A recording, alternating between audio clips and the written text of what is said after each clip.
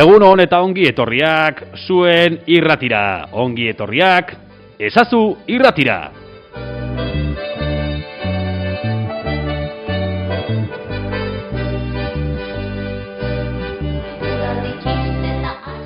Gaur abenduak 17 dugu eta 5B mailakoak etorri zaizkigu gure estudiotara, ezazutari lanak egitera.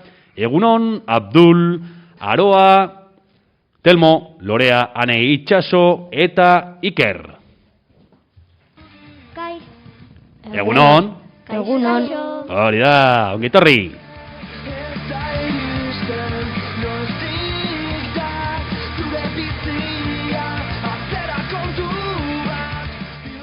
Goizeko 9:05 minutu ditugunean ezazu irratiko lehenengo 3 hilabeteko azken saioa. Dena prest, beraz, az gaitezen ezazu irratiko 13. saioarekin.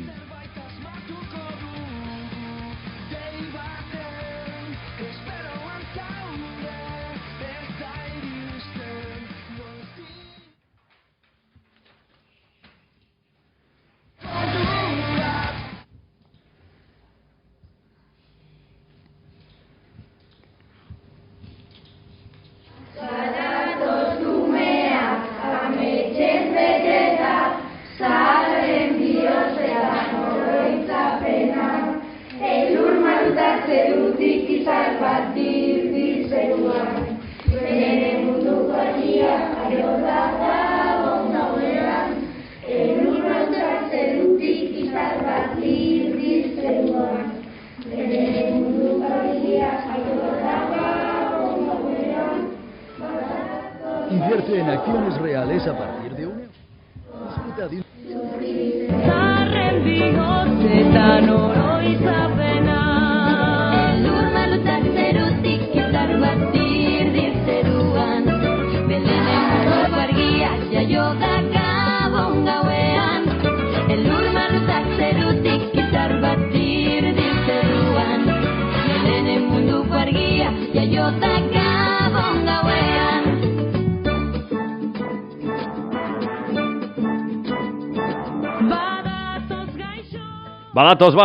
Badatoz gabonak. Bueno, zer dakizue gabonei buruz?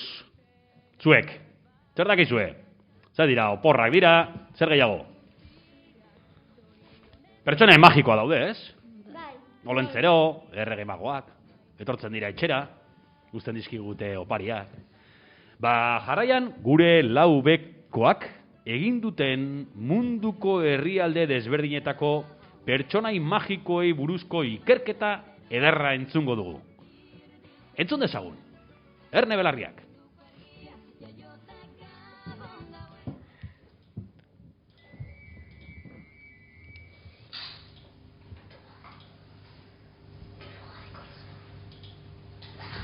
Gabonak bertan ditugu eta gelan gabonetako munduko hainbat pertsonai aztertu ditugu.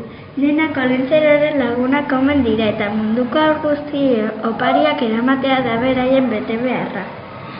Horregatik iristen zaizki opariak guztiei, esaten nuen niba, olentzerorentzat bakarrik lan handia zela.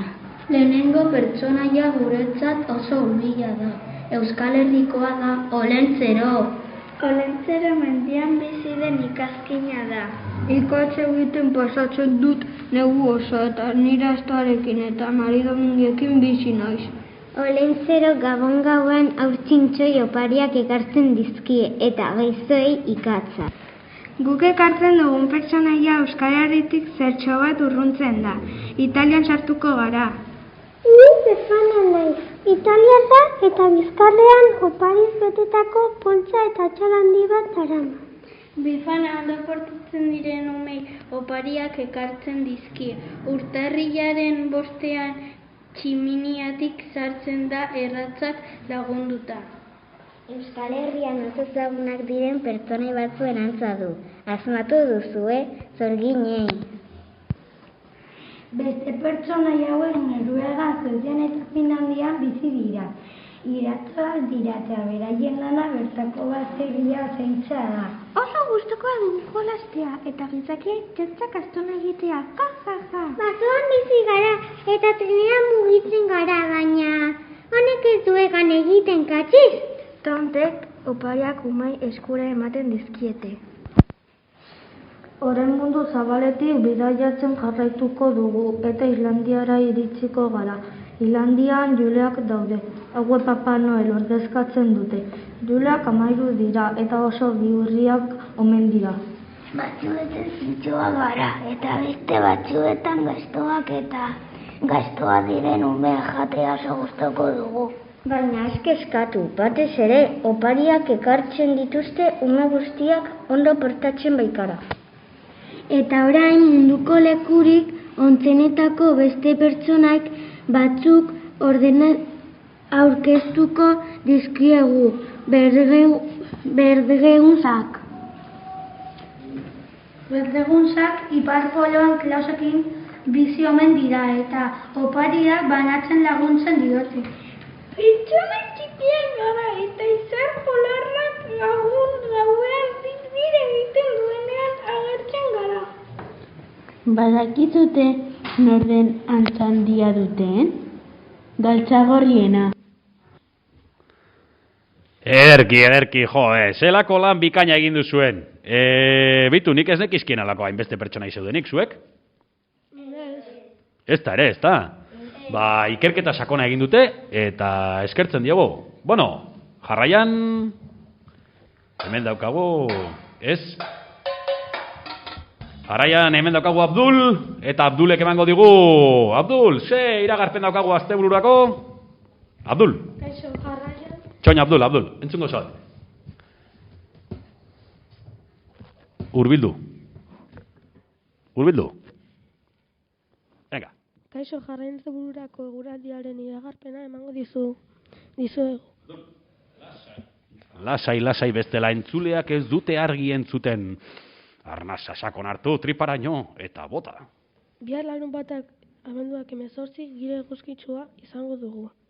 Temperatura maksimokoa 14 gradukoa eta minimoa 5 izango da. Hego-haize ibiliko da, beraz aprobetxatu eguna. Aspaldiko partez eguraldi epela izango dugu eta etzi igandea abenduak 19 antzeko giroa izango dugu.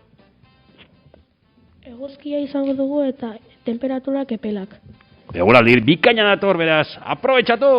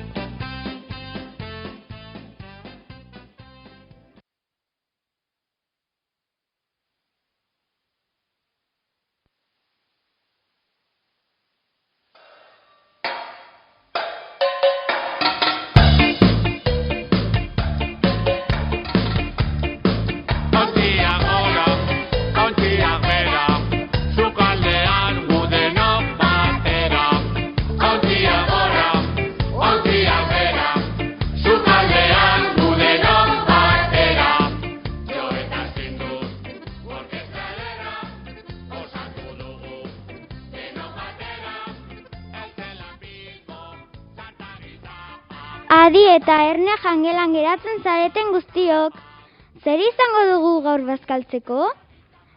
Lehenengo platera dirista arrozarekin, bigarren platera labean egindako patata tortilla tomate saltsarekin, eta hirugarrena postrea fruta. Gozatu bazkaria eta on egin!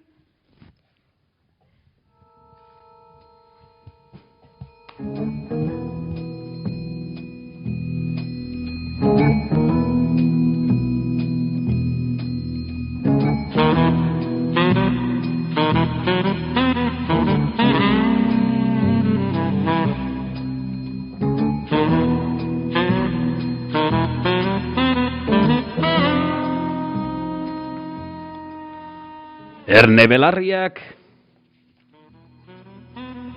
eta hartu papera tarkatza. Jarraian, asmakizunak.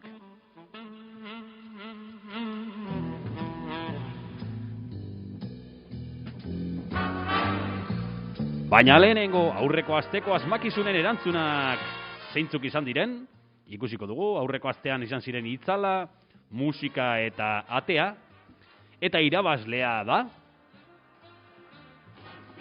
Hemen daukagu kutxa berdea, ia Lorea. Lorea, zenbat paper ikusten dituzu? Lorea, hurbildu honea. Asko edo gutxi?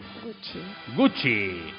Ba, guk erabiltzen dugu, hemen Ezazu Irratioko estudioen kanpokaldean dagoen gure kutxa berdea, gure Ezazu Irratiaren termometro bezala. Honek esaten digu, zenbat entzule egon den? Beraz, paper gutxi baldin badago, entzule gutxi egon da. Beraz, animatzu zaitezte eta piztu irratia. Ia, hartu paper bat, beti saria daudeta. Ia zein den. Zenbagarren mailakoa da? Lehenengo A. Eta nola deitzen da? Hugo Garrido. Hugo Garrido konfinatuta daukagu, ezta? Bai, uste du baietz. Bai, Hugo Garrido konfinatuta, beraz, ez dakit entzuten egongo zaren etxetik, baina guk hemen saria gordeko dizugu, beraz, etortzen zarenean, etorri pasa zaitez Ezazu Irratiko estudiotatik.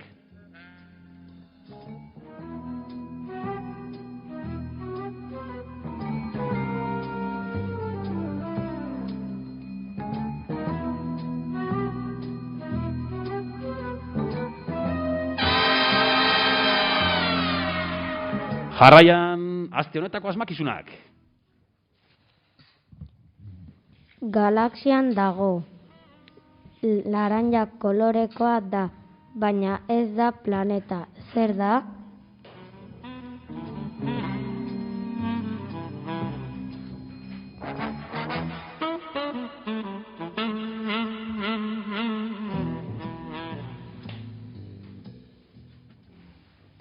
Etxeko lanak eramaten ditut barruan, eta handia izaten da.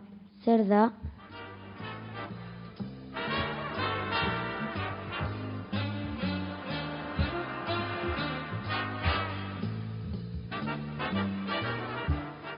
Bueno, oso ongi, badakizue, paper batean apuntatu, zuen izena eta abizena ez ahaztu, gelako zenbakia eta izkia, eta hemen Ezazu Irratiko estudioen kanpokaldean daukagun kutxa berdean sartu zuen papertxoa. Eta horrela zozketan sartuko zarete, sari goxo-goxoak eta mardulak jasotzeko. Jarraian, eguraldi ona naiz eta egingo duen, gure inguruko agenda kulturaren berri emango dizuegu. Horretarako, hemen daukagu gure Lorea kazetaria. Abenduaren 18 larunbata Lasarten helduentzako lubaki lainotxoa antzerkia ikusgai egongo da arratsaldeko 8:00 kulturetxean. Antzerkia euskeraz da, sarrera bakoitzak 5,50 euro balio dute eta online hartzen dira. Donostian, abenduaren 5-etik urtarrilaren 10-era baserritar jantzien erakusketa egongo da, Tabakalera kulturzentroan da, sarrera librea da. Abenduaren 19 igandea Lasarten, 3:00 Manuel Lekuona kulturetxean Una familia feliz 2 filma proiektatuko dute. Sarrerak 3,80 euro balio dute. Helduentzako Way Down pelikula egongo da kulturetxean. 7:30 erderaz. Sarrerak 5,50 euro balio dute eta online erosi behar dira. Donostian, abenduaren 16-tik 19-ra Kotauak antzerkian zeztuko da, Printzipal antzokian 7:00 sarrerak 15-20 euro bitartean balio dute. Oso ongi Lorea, hori da. Mendira joateko planik ez bakazu edo, badaukazu hemen jarduera kulturalen bat. Dantzak gauen gabezian, faltan somatzen ditut erromeriak, edo zein herriko jaixetan goizeko 7 arte luzatzen den komeria. Edo zer emango nuke, trikipoteo bat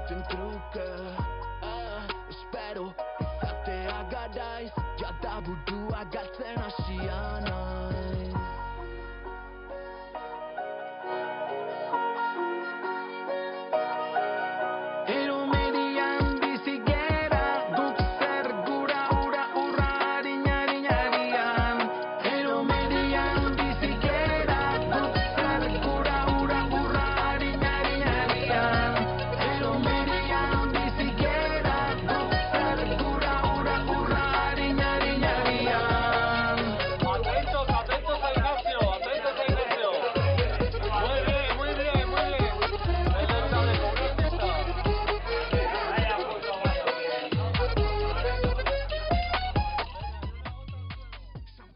Kaixo, azaroaren 11an txango bat egin genuen Lasarte inguruan, bertako belazeak ezagutzeko eta landareak aztertzeko asmoz.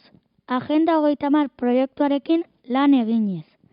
Lehenbizi, Otzaran auzoraino paseo eder bat egin genuen eta 11etakoa jan genuen. Gero, mugikorra erabiliz landarei argazkiak atera genizkien. Planet aplikazioarekin. Aplikazio horrekin argazki bat ateratzen diozu landare bati eta berak ematen dizu landarearen informazioa. Azkenik, informazio horrekin landarearen fitxa osatu genuen. Oso ondo pasa genuen eta asko ikasi genuen.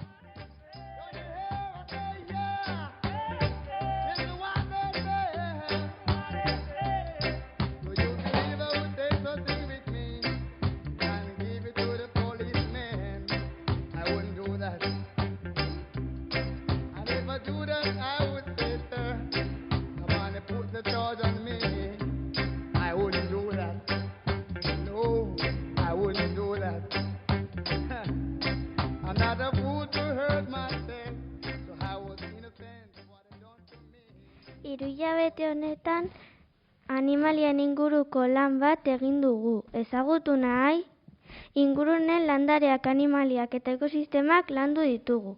Horregatik gazteleraz animalia fantastiko bat asmatu dugu. Nirea 3 hankako jirafa izan da. 3 hankako jirafa? Bai. Eta nola eusten da? Zutik. Bai. Bai. Bale. Erdian. Bueno, bai, ekarriko diguzu marrazki bat hemen ezazu irratian jartzeko? Badaukazu argazkiren bat edo marrazkiren bat edo? Bai, baina klasean dago. Nun dago? Klasean dago. Igual klasean egite dituzuen gauzak, komeni da eskolara zabaltzea. Bai. Orduan, zuek egin dituzuen animali fantastiko horiek, igual erakutsi aldizkiozue gelakidei edo beste eskolako ezta? Zer iruditzen zaizue? Ondo. Oso ongi. Bueno, ikusi nahi ditugu zuen animali fantastiko horiek pasilloetan, ados? Bale. Oso ondo.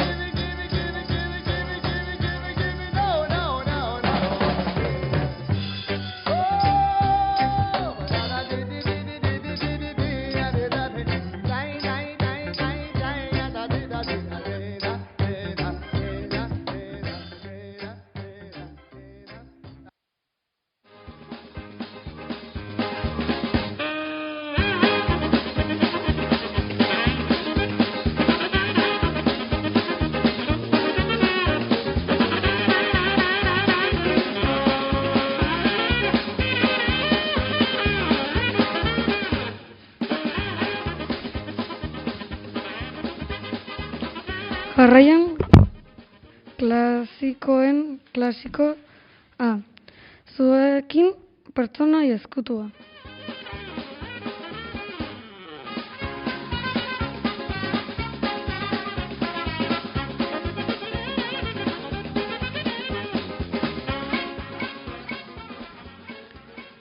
Aurreko asteko irabazlea eta pertsonaia ezkutua zen.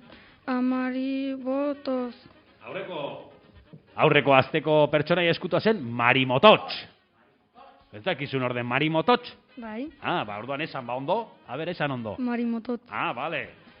Eta zein izan zen irabazlea, bagozen ikustera. A ber, Iker, sartu eskua hemen gure kutxa berdean, eta ia asmatu duen. Igual ez du asmatu, ez baldin badu asmatu, urrengora. A ber... bai, asmatu du, zein da? Bat. Alexia. Epa, Alexia Oxero Jae. Zorionak, Alexia, badakizu, etorri hemen zure sariaren bila, ezazu irratiko estudioetatik. Olentzeroren etxera joan dira Legazpira. Oso ondo irteran daude. Bueno, gero, entzun irratiaren web, badakizu guk daukaula webgunea. Zein da webgunea? Labur.eus ezazu irratia bat. Osongi, eta gurekin harremanetan jartzeko, zein da gure... 0-2-4-2-irra@hezkuntza.net. Osongi, badakizue, gurekin harremanetan jartzeko, edo berriz ere nahieran entzuteko irrati saioa, hor daukazue gure ezazu irratiko webgunea. Jarraian, aste honetako pertsonai eskutuarekin hasiko gara.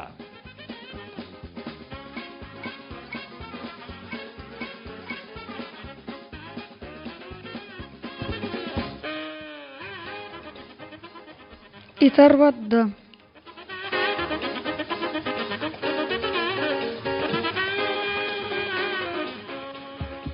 Arroza kolorekoa da.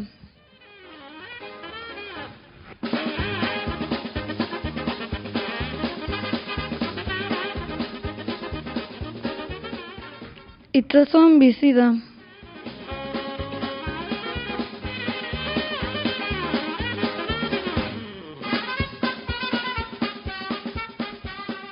Bere laguna horia da.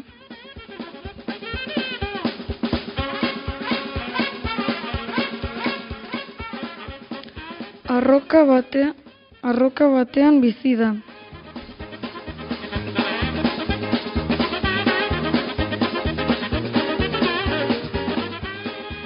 Bere barruko altzariak hondarrez eginda daude.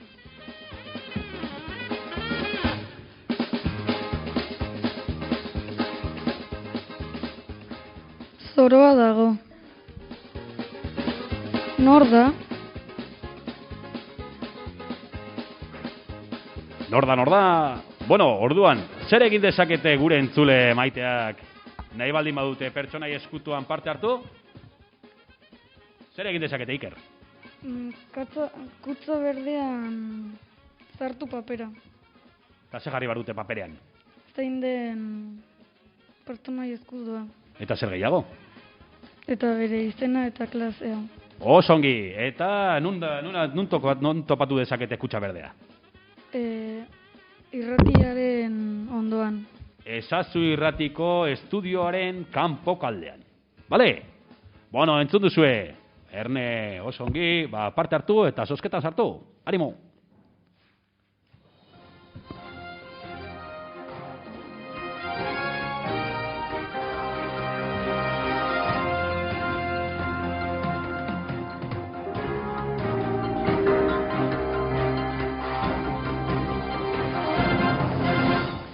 Aurrekoan Euskadi irratia entzuten entorrela, kotxean, politikari bat entzun nuen esanez, ez duela ezertarako balio marrazki bizidunak euskeraz egoteak. Zuek ze uste duzue? Ados zaudete politikari honekin? Ez. Zergatik ez? Zergatik. Euskera... Nola? Marrazkitik ikusten asko ikasten euskara. Orduan, marrazki bizidunak ikusita euskaraz, euskara ikasten dugu? Bai. Osongi. Hori da, ezazu irratitik, esan nahi dugu, marrazki bizidunak gero eta hizkuntza gehiagotan entzuten baditugu, are eta aberatsagoak izango garela. Ze bestela, mundua zuri beltzean izango da, aspaldi izan zen bezala. Eta zuek ez duzuen nahiago telebista koloretan? Bai. Entzun dezagun, seigarren mailako batzuk prestatu diguten abesti bikaina. Ia ezagutzen duzuen.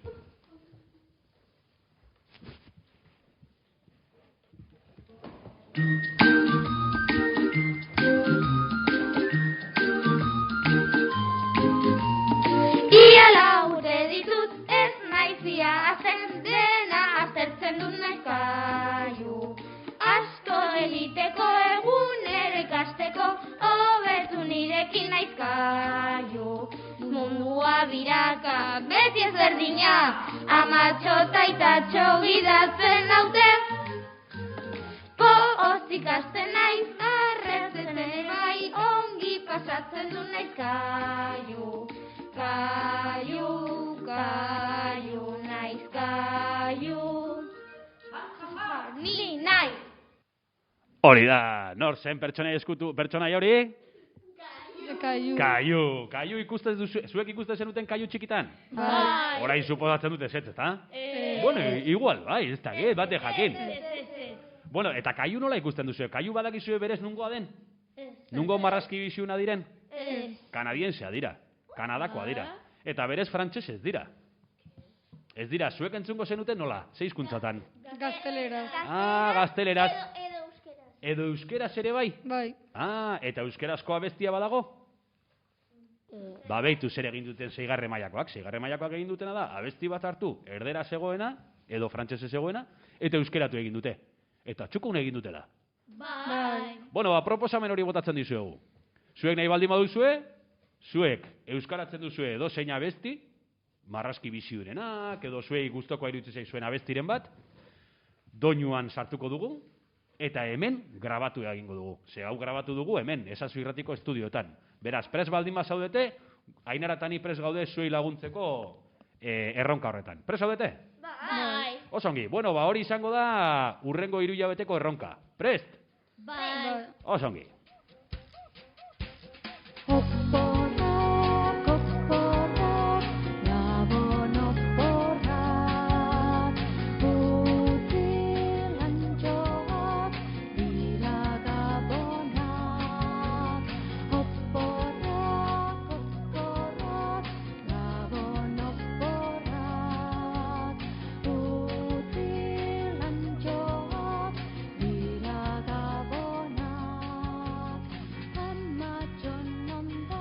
Aurreko astean ipuin ederra entzun ondoren, Albinen ipuin ederra, jarraian Mai Alvarezek idatzitako mundu berri bat ipuina entzungo dugu. Ipuin honek Lasarte Oriako lehenengo saria lortu zuen, eta bere sari berezia eduki zuen, ekonomikoa, eta batez ere, rekonozimendu bat. Lana ondo egindako rekonozimendu bat. Eta beraz horrek egiten duena da, bultzatzen dio Mairi eta beste kidei zertara. Idazten jarraitzera. Bai? Zuek idazten duzue? Bai. Egiten duzue eguneroko bat edo? Bai. Nik egunerokoa ez, baina diez mendira noanean, edo irterak egiten ditudanean edo beti idazten dut. Nun egon naizen, zer gertatu zaidan, holako egunero txiki bat egiten dut, baina beti nire bidaiei buruz. Egunero ez dut idazten. Baina bueno, ohitura ona da idaztea, bai? Horrela gure memoria aktibatzen dugu. Beraz, entzun dezagun Mai Alvarezen lehenengo saria lortu zuen ipuin ederra.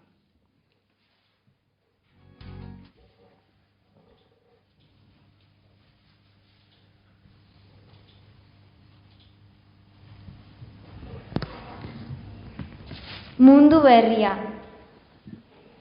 Mundu berria. 1988ko neskek edota beste koloretako pertsonek ez zituen gaur eguneko tratu berdinak izaten. Orain gauzak normalizatu egin dira, baina ez nahiko genuken bezain beste, eta aldatzea falta zaiguna aldatzeko garaia iritsi da. Sara naiz eta mundu aldatzen saiatuko naiz. 10 urte besterik ez ditudan arren, beltzarana naiz eta nire gorputza maite dut. Ane, eskolako nire lagun mina da, asko maite dut. Askotan nire etxera etortzen da eta gauza asko egiten ditugu elkarrekin. Jolastu, etxeko lanak egin, eskulanak egin, sukaldatu eta bar. Oso neska jatorra eta azkarra da, baina gelako gainerako ikasleekin ez dut erlazio ona.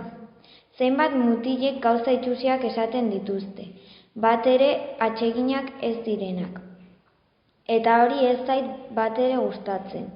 Nik argi daukat guztiekin erlazioa izatea ez dela erraza, baina entzun nuenak min egin zidan eta onartzezina dela iruditzen zait. Nitaz hitz egiten ari zirela aditu nuen, eta gezurrak besterik ez nituen entzuten. Ez naizela normala, usain txarra dudala, dirurik ez dugula, eta bar. Sutan jarri nintzen. Nire ustez, jendeak ez daki zer esaten duen, ez dute pentsatzen hitz egin baino lehen, eta hori aldatu beharra daukagu. Aspertuta bururi bueltak ematen ari nintzela, bat-batean bihar nire gelara ikaskide berriak datozela gogoratu naiz. Izugarrizko irribarrea dut oraintxe. Eskolara ilebagatu nintzen lehen egunean inork ez zidan kasurik egin, eta oso bakarrik sentitu nintzen. Ez dut ikasle berriek berdina sentitzea nahi. Pentsatuz eta pentsatuz, bihar jolas garaian haur berriei eskola erakutsiko diedala erabaki dut. Ondoren, eurekin jolastuko dut, eta ziur naiz ederki ibiliko garela. Ez da batere erraza eskola berri batera etortzea, nik badakit zer den hori, eta eurek pozik egoteko egingo dut. Asteleena da, egun berri bat, eta iritsi da nire ideia martxan jartzeko momentua. Gozaldu, dotore jantzi eta eskolarantz noa pozik. Nire etxea eskolatik gertu dago, baina ia beti berandu iristen naiz. Gaurko egunan desberdina da, esfortzu handia egin dut lehenengoa iristeko eta lortu dut. Eskolan naiz jada. Oso urduri nago. Poliki noa oinez eta irakaslearengana iritsi naizenean ikasle berriengatik galdetu diot. 10:00 etorriko direla esan ostean, nire aulkian eseri eta pentsatzen jarraitu dut.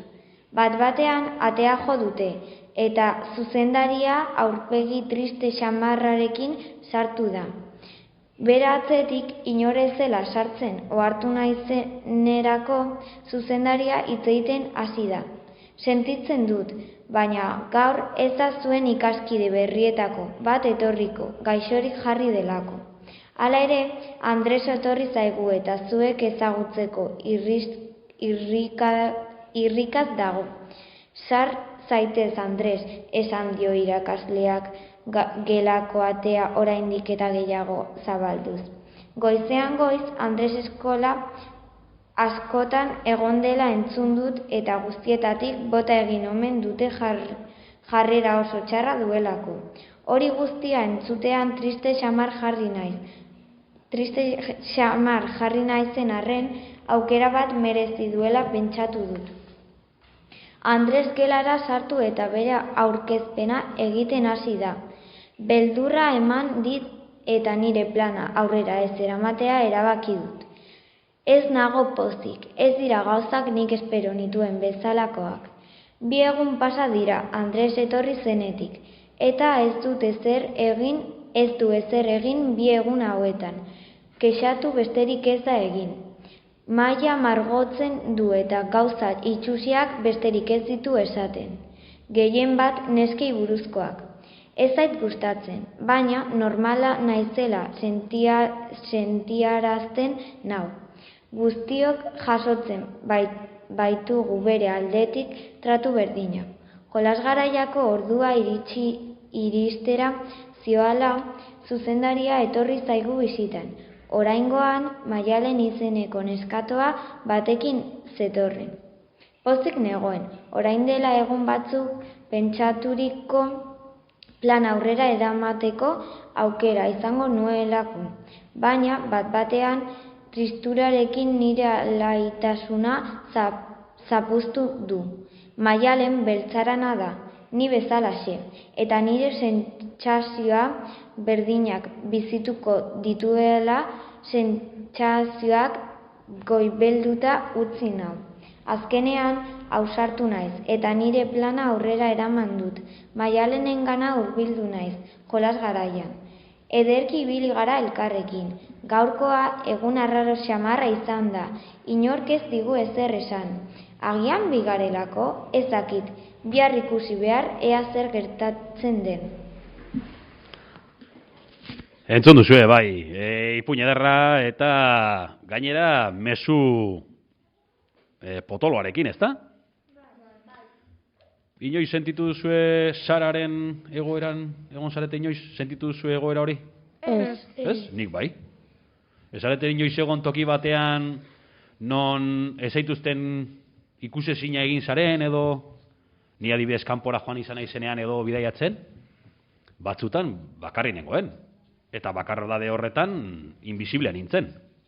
Inor esen nitaz fijatzen. Karo, gu gure entornoan gaudenean, gure lagunekin eta hor bai, denekin gaude, baina bakarrik zaudenean. Imaginatu etortzen dela, zu joaten zaretela orain, Txina herrialdeko, hango herri txiki bateko eskolara. Dena txinoz. Eta hartzen dute Google Earthak izu zer den? Hartzen dute monigotea, zuek zarete monigote hori hartzen dute, eta punk, uste zaituztean, Txinako, herrialde txiki bateko, lasarte horia bezala, 17.000 biztanleko, herri txiki bateko eskola baten, pum, dena txinoz. Eta, nola zerituko zinateke? Gaizki. Beldurtuta, pizkat, ez? Nola? Ez dugu lertzen ez. Ba, horrela sentitzen dira, ona etortzen diren asko. Ezta? Eta guk zer egin aldugu? Lagundu. Hori da, Telmo. Lagundu, hori da.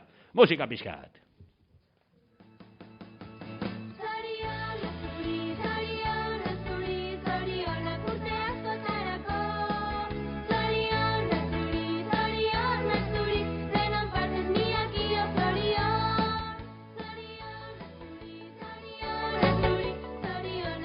Bueno, jarraian gure urrengo asteko urtebetetze guztiak arrapaladan botako dizkigu Telmok. Nahi duzunean Telmo hurbildu. Aurreko asteburukoak ere bai, aurreko asteko batzuk ere bai sartu ditugu. Ia, Telmo. Zumaburun abenduaren 14an Felixe 5 urte bete zituen. Abenduaren 23an Benjaminek 5 urte beteko ditu.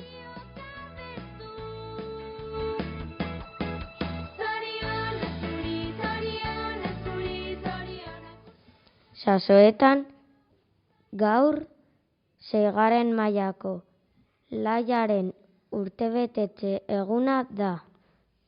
Zorionak.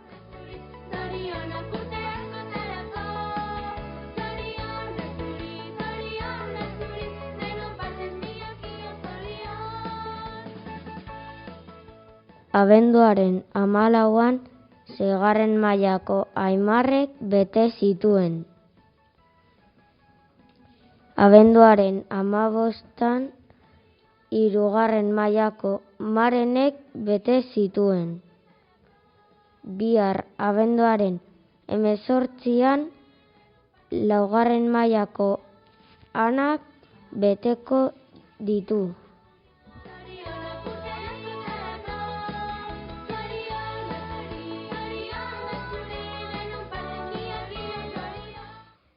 Abenduaren 20an 2. mailako Jarek beteko ditu. Abenduaren 25an HPB gelako Jeider, nola da? Gela, nola ditzen duzu zuek? Gela, ez, horko gela, nola ditzen duzu zuek? Jaider eta Paula eta Samia daudena. Gela horrek izema dauka? Gure txokoa. Hori da, gure txokoan ikasten dutena Jaider, bak izan orden? Bai. Ba, Jaiderrek beteko ditu, zemat urte? Ba, igual, 9 urte edo? Hortik ibirikoa. Segi, Telmo. Abenduaren 28an 4. mailako Markel Irurtzunek eta 6. mailako Uxurik beteko dituzte. Abenduaren 29an 5. mailako Aimarrek beteko ditu. Zorionak eta ongi pasatu oporretan. Zorion zuzera, pozak txorazen atornie de gaur zure etxera. Maitasun loreak zuretzako ekartzera. Maitasun loreak zuretzako. Oso ongi iritsi gara gure saioaren bukaerara. Gaur ze egun da? 17. 17 eta? Abenduak 17. Ostirala!